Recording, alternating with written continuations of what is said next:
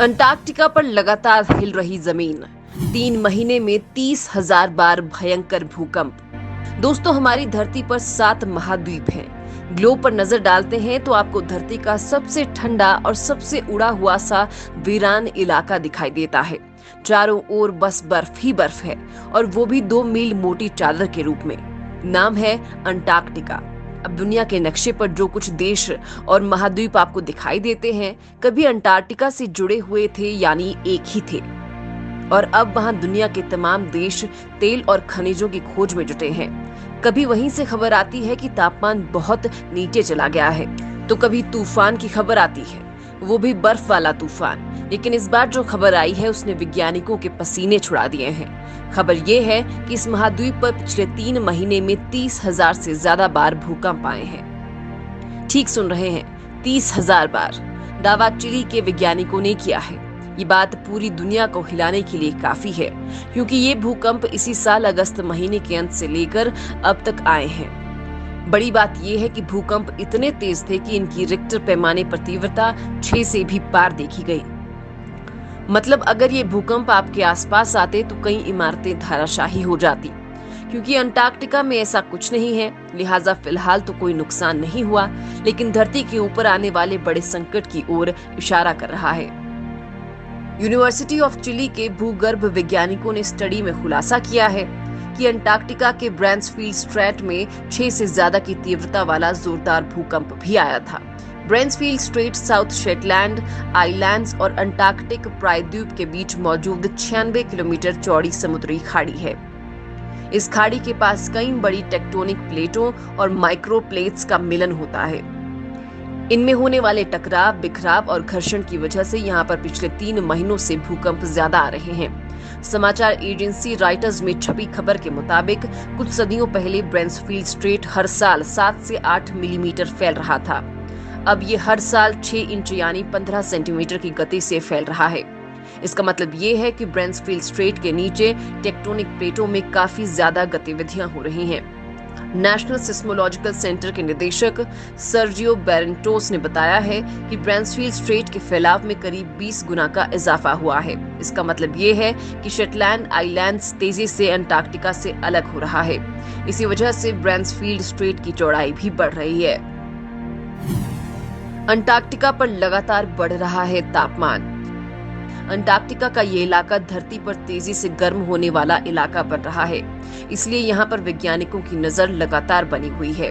Global warming की वजह से यहाँ की बर्फ और ग्लेशियर पिघलकर टूट रहे हैं। हालांकि सैंटियागो यूनिवर्सिटी के पर्यावरण वैज्ञानिक रॉल कॉड्रे ने कहा है कि अभी तक ये स्पष्ट नहीं हो पाया है कि भूकंप की वजह से भी ग्लेशियर टूटे हैं या बर्फ पिघली है।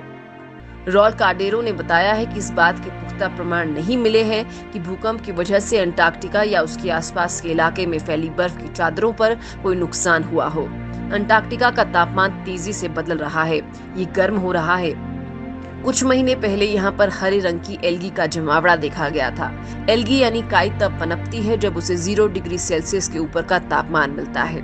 यूरोपियन स्पेस एजेंसी के सेंटिनल-2 सैटेलाइट 2 साल से अंटार्कटिका की तस्वीरें ले रहा है। इन्हें जांचने के बाद कैम्ब्रिज यूनिवर्सिटी और ब्रिटिश अंटार्कटिक सर्वे के वैज्ञानिकों ने पहली बार पूरे अंटार्कटिका में फैल रहे इस हरे रंग का मैप तैयार किया है। वैज्ञानिकों को पूरे अंटार्कटिका में 1679 अलग अलग स्थानों पर इस हरे रंग के बर्फ के प्रमाण मिले हैं। वैज्ञानिकों ने बताया कि अंटार्कटिका के बर्फ का हरे रंग में बदलने का कारण एक समुद्री एल्गी है, जिसकी वजह से अलग अलग जगहों पर ऐसे रंग देखने को मिल रहे हैं। इसी साल 9 फरवरी को शोधकर्ताओं ने महाद्वीप के सेमूर द्वीप पर 20.75 डिग्री तापमान दर्ज किया था। ऐसा पहली बार हुआ जब दक्षिण ध्रुव में पारा 20 डिग्री पार कर गया है। ये तापमान 9 फरवरी को सेमूर निगरानी केंद्र पर मापा गया था। इससे पहले साइनी द्वीप पर जनवरी 1982 में 19.8 डिग्री तापमान दर्ज किया गया था। ब्राजीलियाई शोधकर्ता कार्लोस शिफर ने कहा, हमने अंटार्कटिका में इतना ज्यादा तापमान कभी नहीं देखा। इसे धरती के गर्म होने को लेकर चेतावनी के रूप में देखा जाना चाहिए। उन्होंने बताया कि पिछले हफ्ते भी अंटार्कटिका के पेनिसुला द्वीप पर 18.3 डिग्री तापमान दर्ज किया गया था। विश्व मौसम संगठन के मुताबिक पिछले 50 सालों में अंटार्कटिका पर तापमान में लगभग 3 डिग्री की वृद्धि हुई है। जबकि इसके पश्चिमी तट के लगभग 87% ग्लेशियर पीछे चले गए हैं। पिछले 12 सालों में ग्लेशियरों का जलवायु परिवर्तन के कारण तेजी से पीछे हटते देखा गया है। कभी पूरी तरह ग्रीन फील्ड था अंटार्कटिका। वैज्ञानिकों के मुताबिक करीब 10 करोड़ साल पहले अंटार्कटिका में हरियाली पाई जाती थी। यहाँ ट्रॉपिकल एटमॉस्फेयर होता था और कई तरह के स्तनधारी जीव होते थे, लेकिन बाद में इसका अलग थलग हिस्सा होकर इतना ठंडा हो गया। वैज्ञानिकों के मुताबिक करीब 5.5 करोड़ साल पहले अंटार्कटिका के वातावरण में कार्बन डाइऑक्साइड का लेवल 1000 पार्ट प्रति मिलियन यानी ppm था। इसका मतलब ये है कि इतनी गर्मी से तमाम बर्फ पिघल सकती थी।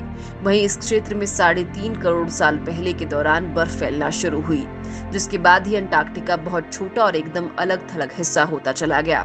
ध्रुवीय प्रवाह की शुरुआत भी तभी हुई, यानी बेहद ठंडे पानी की धाराएं इसी तरफ बहने की शुरुआत।